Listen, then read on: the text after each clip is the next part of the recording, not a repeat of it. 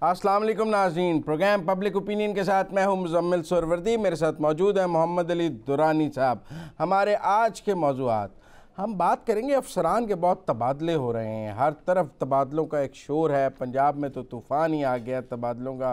कुछ कह रहे हैं पुरानी टीम नई बोतल में आ गई है, कुछ कह रहे हैं नई टीम आ गई है। कौन कर रहा है ये तबादले क्या पैगाम दे रहे हैं दुरानी साहब से कि ये तबादले इतने क्यों हो रहे हैं? आईजीपी जा रहे हैं, चीफ सेक्रेटरी जा रहे हैं, सेक्रेटरीज जा रहे हैं, क्यों ये तबादलों की कहानी जानना चाहेंगे हम मोहम्मद अली दुरानी साहब से।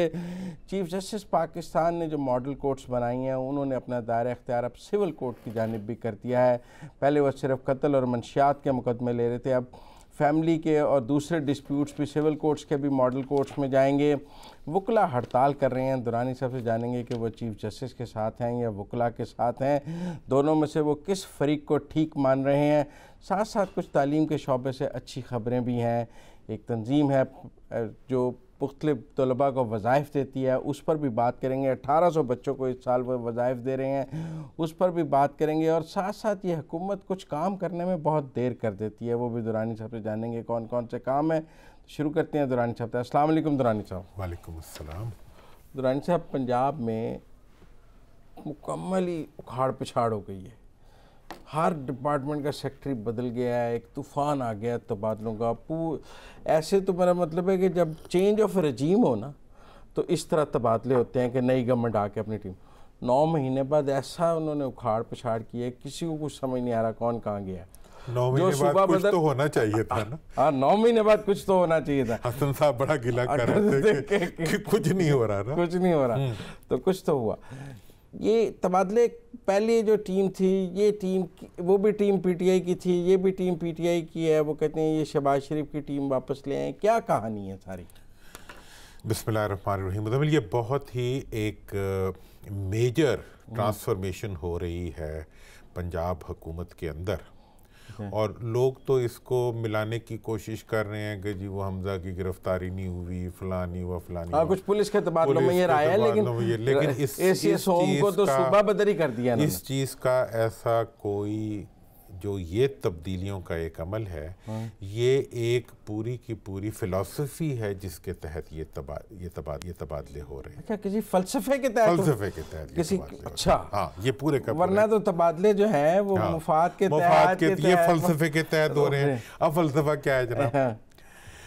इस वक्त जो टीम लगी हुई थी ये वो टीम थी जो principal secretary to the prime minister Azam Khan sahab ने और वज़ीर आज़म साहब ने या उनकी टीम ने मिलकर उन लोगों पे मुश्तमिल टीम लगाई थी जो गुज़श्ता 10 साल में नून की हुकूमतों में किसी अहम ओहदे पे नहीं रहे थे या पंजाब में ही नहीं रहे थे, उन पे मुश्तमिल एक जो 10 साल रहे थे उनको तो सूबा बदर कर दिया, दर बदर कर दिया, जो भी कुछ हो गया। और वो निशाना ये था कि जिसने शहबाज शरीफ के साथ काम किया उसको मत लगाएं। इनमें कुछ लोग ऐसे भी थे कि जिन्हें चूँकि माजी करीब की हुकूमत देखी हुई थी पीएमएलक्यू ने, कुछ पोस्टिंग्स ऐसी भी थी जो पीएमएलक्यू की रिकमेंडेशंस के ऊपर जिनको लगाया गया। हम बात कर रहे हैं, आपके चौधरियों ने अपने बंदे लगवा दिए। उनका ये उन्हीं का करीब तरीन हुकूमत देखें ना, 5 साल पहले तक 10 साल पहले उनकी हुकूमत थी। उसके बाद इनकी जो पीपल्स पार्टी के दौर में भी थोड़ा बहुत उनका सीएस उनके स्पेशल सेक्रेटरी रहे थे, सीएस उनके रहे, आईजी सुना उन्होंने लगवा लिया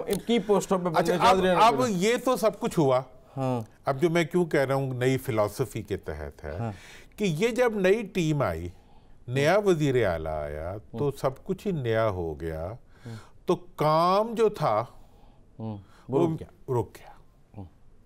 और रुकने की वजह से हर काम जो था वो एक नैब का खौफ और एक नए होने का खौफ, एक ज़मीन से बेखबरी, हाँ जी, एक एक्सीडेंट का खतरा और दूसरा सड़क पे अंधेरा, मतलब सड़क देखी सड़क से आशनाई नहीं थी और दूसरा रास्ते भी नहीं पता थे, दूसरा कड़क चमक भी चल रही थी। तो इसलिए हुआ ये कि पंजाब की जो इंतज़ामी मशीनरी थी वो सारी जैम होके रह गई। ठीक है जी। अब जो नया बुनियादी जो तब्दीली का अंसर आया है वो क्या है? वो ये है कि अब तमाम ट्रांसफ़र्स और पोस्टिंग का अख्तियार जो है वो उस्मान बुज़दार साहब के हवाले कर दिया। मतलब आप यूं समझें कि आज से उस्मान बुज़दार की हुक्मरानी और शहनशाहियत पंजाब जो है वो अब शुरू हुई है। आप ये कह रहे हैं कि उस्मान बुज़दार को तख्त अब मिला है? हाँ, अच्छा, तख्त लाहौर पे, हाँ, हैं जी, एक सराइकी जो है वो आज आके बैठा है और आज से उसने अपनी मर्जी की ब्यूरोक्रेसी जो है उसको इन प्लेस करना शुरू किया है। अब लोग ये भी बात करते हैं कि जी बुज़दार साहब सिर्फ एक बंदे से मशवरा कर रहे हैं, आपसे नहीं, अपने भाई मेरे नहीं कर रहे। आप ऐसे का शायद जैसे आप पे गुलदाम लगने लगा। नहीं, वो कह रहे हैं जी वो अपने सिर्फ भाई जो हैं उनके साथ वो मशवरा कर रहे हैं कि इतने अरसे में जो उन्होंने तब जो अंडरस्टैंड किया है, और गालबन चीफ सेक्रेटरी जो हैं वो भी नए ऑर्डर्स निकल आए होंगे अब तक, तो आईजी भी नए, आज़म साहब की बात हो रही है कि जी वो आज़म सलमान की आईजी के बारे में भी, आरिफ नवाज साहब के बारे में ऑर्डर हो गए हैं, उनके भी हो गए हैं।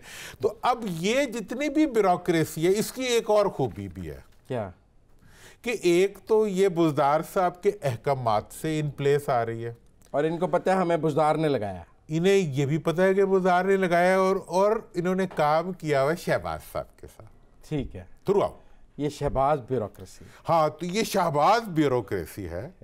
अब ये देखे बुज़दार को शहबाज बनाती है या बुज़बखर बनाती है, अब ये जो है गमनादारी बनाती है। अगर शहबाज को शहबाज इन्होंने बनाया था तो फिर बुज़दार को भी शहबाज बना लेंगे हम। हमें तो ये देखे जी, हम तो, मैं आज आ रहा था, हमारे हक नवाज गुमन साहब हमारे एक दोस्त हैं, वो आए हुए तो कहते यार असि तंग आ गए हैं बुरी खबरें सुन सुन के, कभी कोई चंगी खबर भी सुना दे। तो मैंने कहा यार हम तो हमेशा कोशिश करते हैं अच्छी, आगे भी हमने आज अच्छी खबरें रखी हुई हैं। तो बात यह है कि इस वक्त जो तब्दीली आ रही है, जो बुज़दार हुक्मरानी का एक दौर शुरू हुआ है, उस दौर के अंदर शहबाज ब्यूरोक्रेसी के साथ, ठीक है ना जी, बुज़दार साहब जो हैं वो किस मॉडल के ऊपर लेके आगे हुकूमत को चलते हैं, इसके लिए उन्हें खान साहब की एक प्रॉब्लम बड़ी पक्की है कि वो टाइम लाइन के साथ जो है टारगेट जरूर देते हैं, आगे पूरे हो 100 दिन में बहुत कुछ करना था, हर चीज जो है टाइम लाइन, तो इन्हें भी जुलाई तक का, गालबन 15 जुलाई तक का इन्हें टाइम दिया गया कि इसके अंदर अगर आपने रिजल्ट ना दिया, ठीक है ना जी, तो फिर मेरे से गिला कोई नहीं होगा। अच्छा, उन्होंने क्या, मेरे से नहीं, खान साहब से बुज़दार साहब गिला नहीं करेंगे। टीम अपनी मर्जी की लगा लो, जो दिल करता है कर लो, जो दिल करता है कर लो, तुम्हारे तुम्हें दिया बख्श दिया। पंजाब जो है, पंजाब के अंदर जो है सिक्खाशाही नहीं होनी चाहिए, होना तो हुकूमत ही चाहिए, लेकिन ये है कि इसके अंदर जो है आपको पूरा अख्तियार है कि आप जो करना चाहते हैं करें और आगे बढ़े, जिसको मर्जी लगाएं, जहाँ मर्जी जिसको मर्जी लगाएं। तो ये मैंने आप मुख्तसर, लेकिन दुरानी साहब मसला तो ये है कि जो ब्यूरोक्रेसी है वो तो नैब के खौफ से काम नहीं कर रही, आप समझें। मतलब ये सारी CSS करके आए हुए हैं, ब्राइट स्टूडेंट्स हैं, इनमें से कोई सिफारशी भर्ती नहीं है। जिनको लगा रहे हैं वो भी CSS करके आए हुए हैं, जिनको हटा रहे हैं वो भी CSS करके आए हुए थे।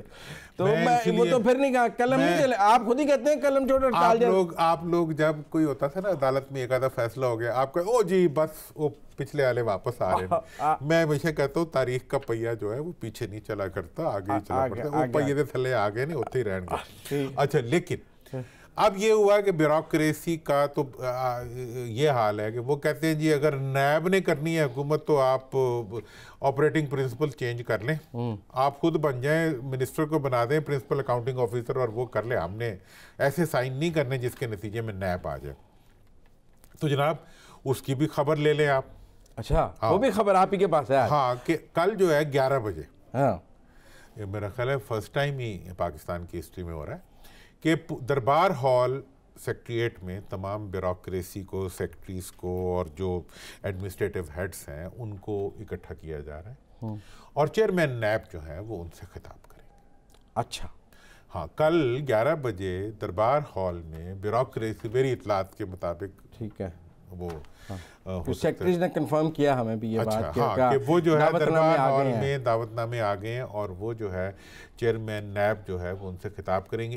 एक मुशावरत ये भी चल रही थी ये बड़े सख्त सवाल जवाब होंगे फिर तो। चेयरमैन नैब से ब्यूरोक्रेसी तो बहुत गुस्से में होगी कि वो तो सवाल करेगी। लेकिन उस चैप्टर को, ठीक है ना जी, वो पर्चे से खारिज कर दिया गया। किसको? सवाल जवाब। चेयरमैन नैब ने कहा मुझसे सवाल ना करें।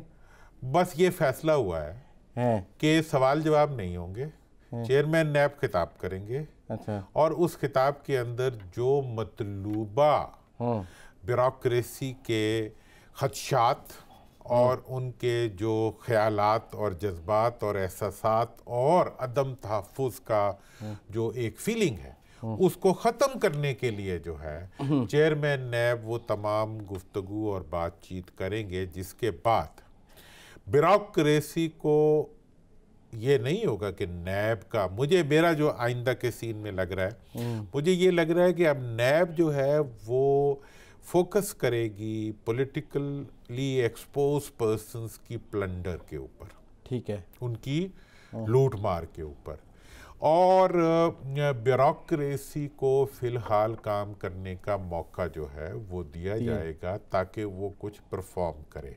ब्यूरोक्रेसी बहरहाल अगर ये देख लेगी कि तारीख का पहिया पीछे नहीं चलना, सुने अगर उन्हें पता कर लेगी ना तारीख का पहिया पीछे नहीं चलना, तो वो पीछे देखना भी बंद कर देंगे। इन्ने पागल नहीं है कि जी मतलब तारीख आगे जा रही हो और वो पीछे शहबाज साहब की तरफ देख रहे हो आपकी तरह, नहीं, वो जो है वो आगे की तरफ देख रहे हो। नहीं, मैं तो पीछे इसलिए देखता हूँ ना, आप देखें ना, आमिर करीम साहब शहबाज शरीफ साहब के पीएस होते थे, वो बुज़दार साहब के पीएसओ हो गए। नवाज शरीफ के पीएसओ होते थे नबील अवान साहब, वो सेक्रेटरी एक्साइज हो गए। जो कमिश्नर लाहौर थे जिन्होंने ये ऑरेंज लाइन, रिंग रोड सारा कुछ बनाया, अब्दुल्ला संबल, वो सेक्रेटरी सर्विसेज हो गए। तो वो जो किचन कैबिनेट अब थी ना, वो हमारे एक बहुत दोस्त हैं, उनका नाम आप ले भी सकते हैं। जब मैं छोटा सा था तो मियाँ नवाज शरीफ साहब सीएम बने तो वो उनके सेक्रेटरी थे गिलगित बल्तिस्तान से, जीएम सिकंदर साहब रोल मॉडल है वो बहुत सारे ब्यूरोक्रेट्स के बाद आए, वो एक आइकॉन हैसियत है। हाँ, उसके बाद वो तशरीफ लाए हमारे वाही साहब, उनके वो प्रिंसिपल सेक्रेटरी थे, ठीक है ना जी। फिर उसके बाद शहबाज साहब आए, उनके वो सेक्रेटरी थे। उसके बाद परवेज आए तो वो तो उनके परपेचुअल, मतलब आज भी परवेज साहब उनकी इतनी इज्जत करते हैं परवेज साहब के साथ ही और वो बहुत अच्छी एक इंतहाई मतलब पसंदीदा शख्सियत के, कोई उनपे उंगली भी नहीं उठा सकता कि उन्होंने कोई। आप कहते हैं सेक्रेटरी टू सीएम वैसा ढूंढा जा रहा है जो जीएम सिकंदर टाइप लगा। अच्छा हाँ, तो अब मतलब ये है कि ब्यूरोक्रेसी में ऐसे रोल मॉडल्स हैं जिन्होंने मतलब गरीबी में नाम पैदा किया है और उन्होंने परपेचुअली सर्विस की है और सर्विस दी है। तो इसलिए मैं देखिए, मेरा तो एक सॉफ्ट कॉर्नर है। नहीं, आप तो हुकूमत में रहे हैं, सेक्रेटरी बदलते रहे हैं, आपको पता है। मुझे इसलिए पता, लेकिन मैं ये समझता हूँ, कहते हैं दुरानी साहब भी मर्जी के सेक्रेटरी के साथ ही काम करते थे, नहीं तो तब्दील करा देते थे। नहीं, मैं तो बहुत मोहब्बत से काम किया, और लेकिन मैं एक चीज समझता हूँ कि ब्यूरोक्रेसी की ये खूबी है कि वो आपको गलती से बचा सकती है। अच्छा। ये हो सकता है कि वो इनिशिएटिव्स को थोड़ा सा तो अब हम कंक्लूड करें सेशन को, तो आप कह रहे हैं पंजाब में बुज़दार 11 आ गई है और अब बुज़दार की कप्तानी में बुज़दार 11 खेलेगी। बुज़दार की कप्तानी में बुज़दार 11 खेलेगी। जीतेगी तो जीतेगी, वरना हारेगी तो हारेगा। देखो, जीतेगी तो पूरी टीम जीतेगी, हारेगी तो सिर्फ बुज़दार हारेगा। अच्छा, हाँ, ये भी बात, हाँ, ये बात, इसमें कोई शक न रहे। बाकी नौकरी तो बाकियों की है, बुज़दार साहब की कच्ची नौकरी है, तो उन्होंने मतलब आखिरी जुआ खेल दिया। हाँ, तो अगर जीतेगी बुज़दार 11 तो पूरी टीम जीतेगी, अगर हारेगी बुज़दार 11 तो बुज़दार कैप्टन हारेगा। ठीक, मुझे तो ब्रेक लेनी है, ब्रेक के बाद वापस आते हैं तो ज़रा मॉडल कोर्ट्स पे बात कर लें। अब पता नहीं आप वकीलों के साथ हैं या चीफ जस्टिस के साथ हैं, जानते हैं ब्रेक के बाद।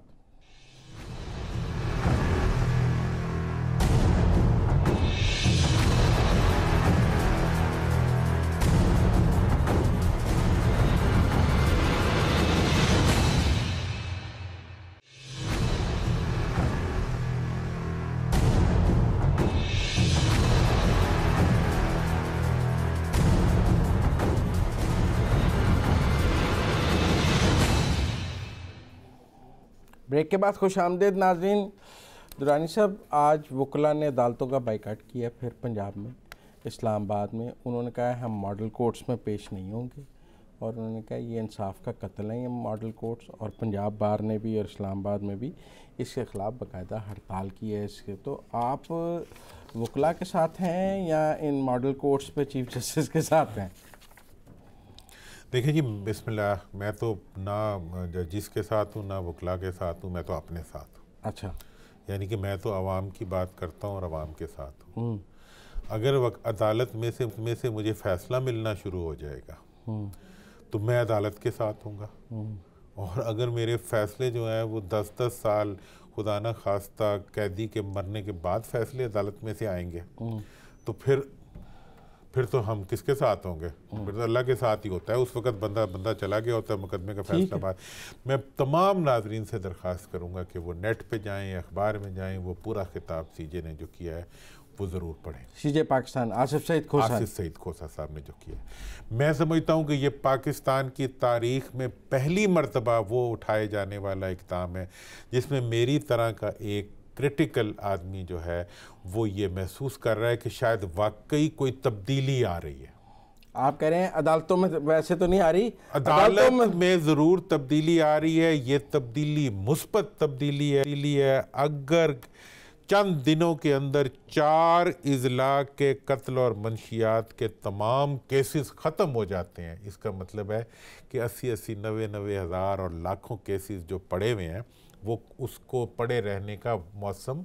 और अगर सीजे ये कह रहे हैं कि 3 माह बाद मुल्क भर में केसेस की तादाद 80% कम हो जाएगी कत्ल और मंशियात के, तो इसका मतलब ये है कि ये एक गुड न्यूज़ नहीं है, एक वेरी गुड न्यूज़ है। और अगर सीजे साहब ये कह रहे हैं, अगर अदालत हमें ये बता रही है, वो ये भी कह रहे हैं कि 6 माह बाद अदालतें ज़्यादा होंगी और मुकदमात कम होंगे, अगर वो ये बता रहे हैं आज तक का अदालतों की ये जो जुडिशल रिफॉर्म थी इसका ताल्लुक जजों की तनख्वाहों, दफ्तरों के एयर कंडीशनों, उनकी नई गाड़ियों और उनकी पर्क्स और प्रिविलेजेस से रिलेटेड होता था। पहली दफ़ा अदालत सेल्फ करेक्शन के मॉडल के ऊपर उस रास्ते पे चल रही है जिसके ऊपर आम आदमी को, मेरे वालिद साहब के एक बुज़ुर्ग दोस्त का किया हुआ मुकदमा जो है, उनकी वफ़ात के बाद, मेरी सिस्टर के था, उनकी वफ़ात के बाद, मेरे बहनोई की वफ़ात के, आज तक उस मुकदमे का फ़ैसला नहीं हो सका।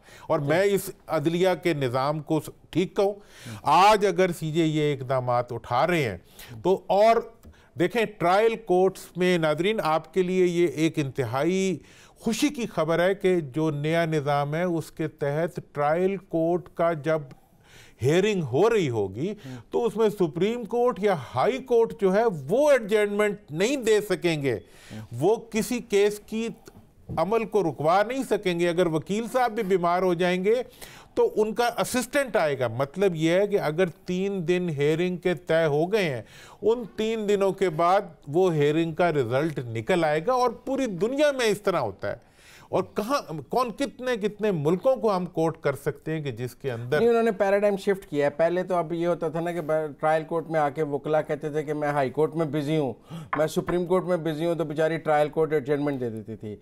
अब उन्होंने कहा कि ट्रायल कोर्ट में एडजमेंट नहीं होगी, आप हाई कोर्ट में आके कहते हैं कि मैं ट्रायल कोर्ट में बिजी हूँ, हम हाई कोर्ट सुप्रीम कोर्ट में एडजमेंट देंगे, लेकिन ट्रायल कोर्ट में। नाजरीन के लिए ये भी एक्सप्लेन कर दें कि ट्रायल कोर्ट क्या होता है। ट्रायल कोर्ट वो बुनियादी कोर्ट होता है जिसके अंदर सजा होनी है, सजा या जजा होनी होती है। सजा उसके बाद जो भी होती है वो अपील होती है, ठीक है ना। तो ये जो बुनियादी फैसला है, अब अगर वो 3 दिन की मुसलसल हियरिंग के बाद हो जाता है, सजा का फैसला, सजा का, या उसके बाद तो जो कुछ होगा वो अपील होगी। वकला की हड़ताल को क्या करें? देखिए जी, मैं वकला की हड़ताल के बारे में कहने से पहले ये कह रहा हूँ कि जिस दिन ये ट्रायल कोर्ट का आया था, हमने अपने प्रोग्राम में जिक्र किया, आज हम पूरी कौम को और चीफ जस्टिस को और आला अदलिया को इस इक़दाम के ऊपर मुबारकबाद देना चाहते हैं। उसके साथ ही मैं मीडिया से भी ये दरख्वास्त करना चाहूँगा कि अखबारों में खबरें तो बड़ी बड़ी लग रही हैं, क्या ये तमाम हमारे जो चैनल्स हैं और तमाम जो उनके अंदर होने वाली डिस्कशंस हैं, उनकी एंकर्स की और उनकी जिम्मेदारी नहीं बनती कि वो कौम को एजुकेट करें कि ये इतना बड़ा एक मुस्बत इक़दाम हुआ है, 2-3 लोगों को बिठा के उनको आपस में झगड़ा के कौम को मायूस करके आप घरों को चले जाते हैं। क्या ये अच्छा होने वाला इक़दाम, क्या ये चीफ जस्टिस का मुस्बत इक़दाम, हम इस पर अपनी कौम को एजुकेट नहीं कर सकते? जहाँ तक हमारे वकला भाइयों का ताल्लुक है, देखें ये सारा मामला जो है ये उनकी मईशत पे भी मनफी असरात मुरतब कर सकता है। कर सकता है, मैं देखें ये एक बुनियादी इंसानी, इतने हजारों लाखों लोगों के रोजगार का जरिया है। इसके लिए अगर रिस्क जो है आपके लिए लिखा हुआ है वो अल्लाह ने आपको देना है, वो कहां से देगा? आपके लिए कई रास्ते, आप इंसाफ के अलमबरदार जरूरी नहीं 10 साल मुकदमा चले तो फीस मिले, 4 दिन चल के वही फीस मिले। और ये आपको मनफी रास्ते से कोई फैसिलिटेशन की जरूरत नहीं है। आपने एक मुस्बत प्रोफेशन अपनाया, और ये वो प्रोफेशन है जिसके अंदर कभी जमहूरी अमल नहीं रुका। मतलब बाहर के इलेक्शंस जो है पाकिस्तान में, मार्शल लॉ हो, जंग हो, कुछ हो, हर साल होते हैं। मतलब ये एक जमहूरी इदारा है। इस इदारे का तकद्दुस और इस इदारे का एहतराम कायम रखने के लिए ये वक्त है कि आपको। अच्छा, आखिरी सवाल करना है मुझे, फिर 1 मिनट। लास्ट टाइम भी आपने बात की ना, तो हमारे एक नाजरीन ने मुझे मैसेज किया, वो हमारा फीडबैक, उन्होंने कहा दुरानी साहब आप कहें कि ये एहतसाब कोर्ट्स को भी मॉडल कोर्ट्स बना दें, वहाँ भी 10-10 साल करप्शन मुकदमे चलते हैं, 4 दिन में फैसला करें करप्शन हुई या नहीं। मेरा तो जनाब ये है कि अदलिया जो है पाकिस्तान की अदलिया, ठीक है पाकिस्तान की है, हमारे जैसे लोग ही उसमें बैठते हैं, बुरे भी होंगे अच्छे भी होंगे, लेकिन मैं ये समझता हूँ कि हमें अदलिया के इस तजर्बे के बाद, ठीक है ना जी, एक नए इनिशिएटिव्स लेने चाहिए, मॉडल कोर्ट्स के मॉडल। और मैंने तो जस्टिस साहब को बताना गया था, मेरा तो मुकदमा पड़ा हुआ है सुप्रीम कोर्ट के अंदर, मॉडल कोर्ट में भेज लूटी हुई दौलत को वापस लाने के लिए इंडिया के सुप्रीम कोर्ट ने $35 बिलियन वापस मंगवा लिए। हमारे कोर्ट ने अभी तक हुकूमत को एक खत लिखने के लिए कुछ नहीं कहा। तो जनाब मेरा तो अपना भी गिला है, लेकिन उसके बावजूद मैं आज इस इशू पे इतना खुश हूँ कि मैं समझता हूँ कि शायद हमारी आइंदा नस्लें जो हैं वो अदालतों के चक्कर लगाने के बजाय अपनी ज़िंदगी को बेहतर करने के लिए, अपने मुस्तकबिल के लिए आगे पीछे जाएंगे। बहुत शुक्रिया दुरानी साहब, मुझे ब्रेक लेनी है, ब्रेक के बाद वापस आते हैं तो और भी अच्छी खबरें आज मेरे पास प्रोग्राम में। मिलते हैं ब्रेक के बाद।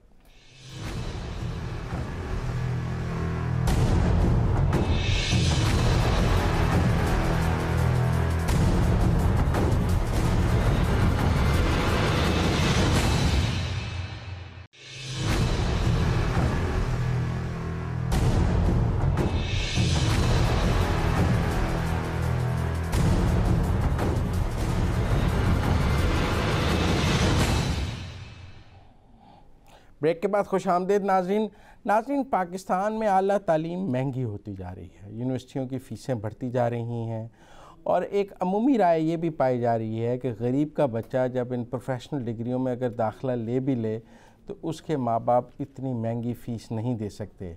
और पाकिस्तान में अभी स्टूडेंट लोन का और वो निज़ाम नहीं आया जो दुनिया भर में प्रोफेशनल और आला तालीम के लिए बच्चों को जिस तरह लोन या कर्ज़े दिए जाते हैं। लेकिन आज हमारे साथ स्टूडियो में मौजूद हैं हफीजुल हक साहब, जिन्होंने एक तंजीम बनाई हुई है प्रोफेशनल एजुकेशन फाउंडेशन, वो इसके फाउंडर चेयरमैन है। ये तंजीम जो है ना, डॉक्टर्स, इंजीनियर्स और एग्रीकल्चर इंजीनियर्स और MBA करने, BBA करने वाले जो प्रोफेशनल एजुकेशन के बच्चे हैं उनको वज़ाइफ देती है, और इस साल 1800 बच्चों को वज़ाइफ दे रही है। हमने इसीलिए हफीजुल हक साहब को अपने स्टूडियो में बुलाया है ताकि लोग उनसे मोटिवेट हों और कुछ उनके काम के बारे में जान सकें। मैंने तो इब्तिदाई तारुफ़ कराया, कुछ तारुफ़ उनका मोहम्मद अली दुरानी साहब भी कराएंगे। जी दुरानी साहब। हफीजुल हक साहब जो है ना, ये बेसिकली इलेक्ट्रॉनिक्स इंजीनियरिंग इन्होंने की है Dawood college of engineering Karachi से। उसके बाद ये 17 साल पाकिस्तान फ़िलिप्स में टॉप की मैनेजमेंट में रहे। उसके बाद 16 साल फ़िलिप्स हॉलैंड में और फ़िलिप्स सिलिकॉन वैली में उनकी सेकंड हाईएस्ट पोजीशंस पे चीफ स्ट्रेटजिस्ट के तौर पे, वाइस प्रेसिडेंट के तौर पे ये रहे, सीनियर वाइस प्रेसिडेंट के तौर पे रहे, और इस वक्त जो है एक इंटरनेशनल अपनी कंपनी चला रहे हैं, सक्सेस क्रिएशन इंटरनेशनल के नाम पे उस कंपनी के। ये बातें सारी मैंने इसलिए कही कि पाकिस्तान में टैलेंट की कमी नहीं है। इन्होंने कभी किसी बाहर के तालीमी इदारे में नहीं पढ़ा, पाकिस्तान के ही एक इदारे से पढ़ने के बाद पूरी दुनिया में।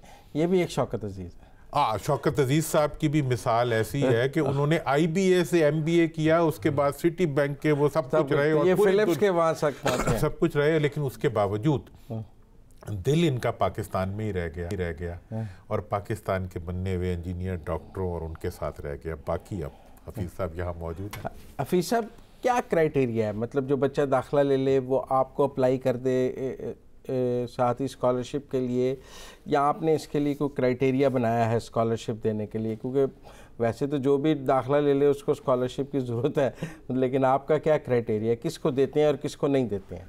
देखिए, पहले तो मैं आपको ये समझाना चाहता हूँ कि प्रोफेशनल कॉलेजेस में, इंजीनियरिंग, मेडिसिन वगैरह में जो इनटेक रेट है वो 5% का है। मतलब अगर 100 एप्लीकेशंस आती हैं तो खाली 5% बच्चे उसमें से लिए। मेरिट बहुत हाई है। मेरिट बहुत हाई।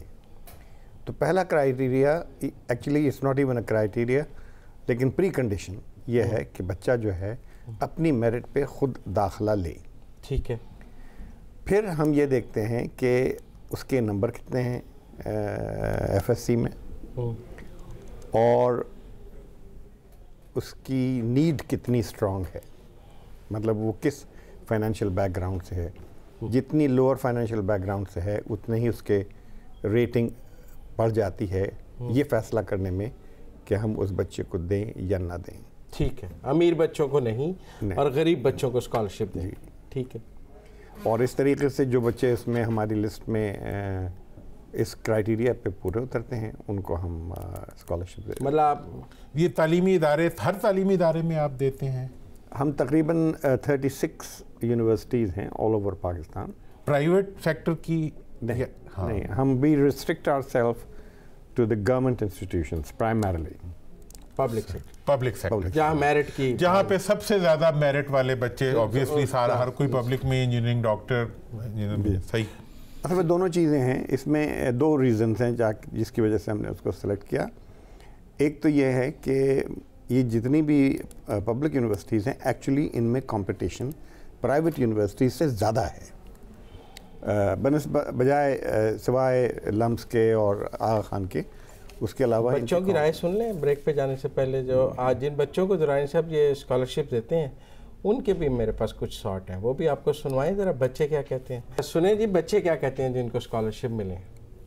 जो हमें शायद हमसे बात भी नहीं करते थे, अब आप वो कहते हैं, वो खुशी से बताते हैं यार ये मेरा दोस्त है। मुझे समझते हैं कि शायद ये कामयाब आदमी ज़िंदगी में, वो आदमी जिसके पैसे नहीं होते थे खाने के, आज अल्हम्दुलिल्लाह एक अच्छी अर्निंग है।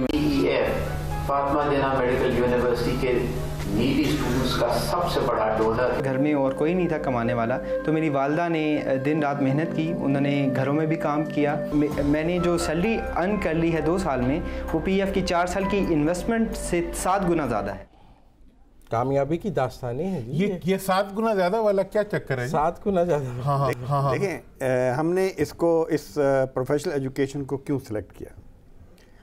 हमारा जो मिशन है वो है poverty alleviation through professional education, और मैं ये समझता हूँ कि प्रोफेशनल एजुकेशन जो है it gives the best return on your investment to society. इसमें मेरा अपना तजुर्बा भी शामिल था कि जब मैंने 4 साल इंजीनियरिंग की, तो जब मेरी पहली तनख्वाह 1969 में 50 रुपये पॉकेट मनी मिलते मिलते एकदम 750 रुपये हुई। ठीक है, तो मुझे ब्रेक लेनी है। ब्रेक के बाद यहीं से दोबारा शुरू करेंगे। हफीज़ साहब हमारे साथ ही हैं, दुरानी साहब। ब्रेक लेते हैं, ब्रेक के बाद वापस आते हैं तो गुफ्तगू यहीं से शुरू करते हैं।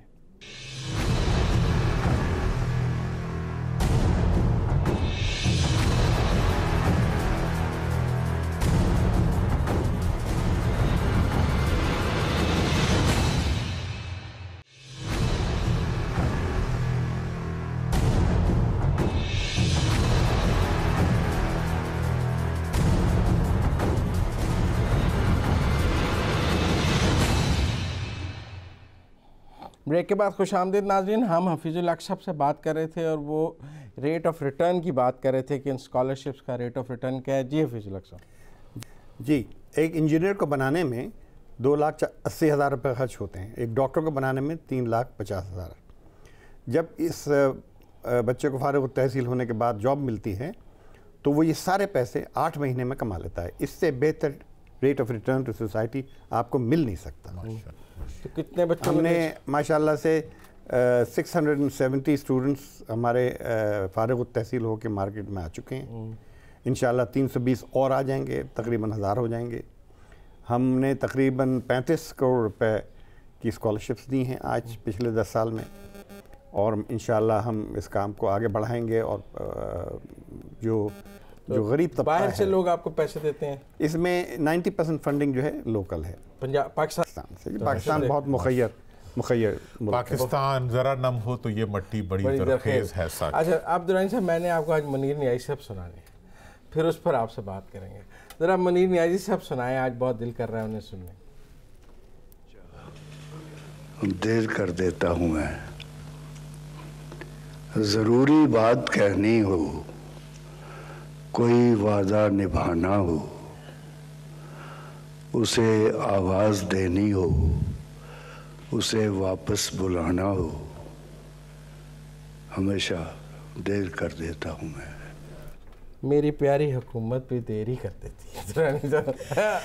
IMF में जाने में देर कर देती है, लूट का माल वापस लाने में देर कर देती है, 50 लाख घरों की तामीर में देर कर देती है, 1 करोड़ नौकरियां देने में देर कर देती है, एहतसाब का शफाफ निज़ाम लाने में देर कर देती है, जनूबी पंजाब सूबा बनाने में देर कर देती है, फाटा इस्लाहात और फाटा तरक्याती पैकेज लाने में देर कर देती है, सानिया साहिवाल के मुतासरीन को मिलने में देर कर देती है, नुकसान पे चलने वाले कौमी इदारों की बहाली में देर कर रखना, पेशावर में PRTP की तकमील में देर कर देती है, कराची पैकेज लाने में देर कर देती है, बलूचिस्तान में नाराज बलोचों को मनाने में देर कर देती है, पुलिस रिफॉर्म लाने में देर कर देती है, टैक्स इस्लाहात लाने में देर कर देती है, सियासत को करप्शन से पाक करने में देर कर देती है। क्या करें फिर, ये देर कर देती है। मुनीर नियाज़ी साहब कहते हैं वो देर कर देती है। ये मेरी प्यारी हुकूमत भी ने सब कुछ 100 दिन में करना था और देर कर देती है। और फिर जब इनके वजीर जाते हैं बलूचिस्तान एक हफ्ते बाद, हाँ, वहाँ के हज़ारा से मिलने के लिए, तो वहाँ जाके कहते हैं कि रफसंजानी से बात की थी प्राइम मिनिस्टर, जो बेचारे जो है कितना अर्सा पहले 2017 में उनकी डेथ हो चुकी। हर चीज़ में देर कर देते हैं। वज़ीर आज़म साहब अभी तक बलूचिस्तान नहीं गए। हाँ। जब सानिया साहिवाल वालों से 6 महीने बाद मुलाकात 80 दिन बाद, तो मेरी तो देखें, इसमें एक बात आप क्रेडिट दें चीफ जस्टिस साहब को, और प्राइम मिनिस्टर साहब को चाहिए कि वो फौरी तौर पे चीफ जस्टिस साहब को कंसल्ट करें कि देर ना हो। देर नहीं हो।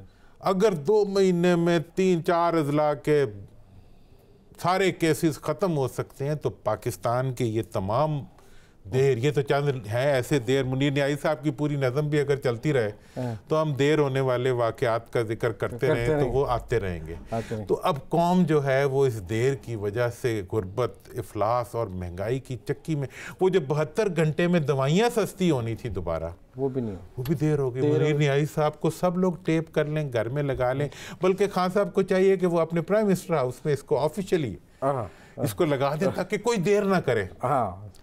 अब देर का अमल शुरू हो चुके, ये ना हो कि हम तो मिट जाएंगे उनके खबर होने तक, इस मुल्क के अवाम ये कहते हुए मिटते जाएं। वो कहते हैं मिट जाएगी मखलूक तो इंसाफ करोगे, वो इंसाफ जो हमारे मिटने के बाद होगा। और ये भी मैं बताना चाहता हूँ कि जो जुल्म माजी में इस माशरे के साथ, इस मुल्क के अवाम के साथ, इस मुल्क को लूटने वाले इस मुल्क के हुक्मरानों ने किया है, अगर वो जुल्म आप रोक रहे हैं, तो अगर उस जुल्म को रोकने के साथ मेरे शब रोज़ नहीं बदलेंगे तो क्या फायदा? अगर मेरा मुस्तकबिल रोशन नहीं होगा, अगर मेरे घर का चूल्हा नहीं जलेगा और मेरी गैस का बिल बढ़ता जाएगा, तो फिर देर हो जाएगी। देर। बहुत शुक्रिया, आज आपका बहुत शुक्रिया हाफिज़। नाज़रीन, आपने आज का प्रोग्राम देखा, अपने फीडबैक से हमें ज़रूर आगाह कीजिएगा। कल दोबारा आपसे रात 10 बजे मुलाकात होगी। अपने मेज़बान मुज़म्मिल सरवरदी को इजाज़त दीजिए। अल्लाह हाफ़िज़।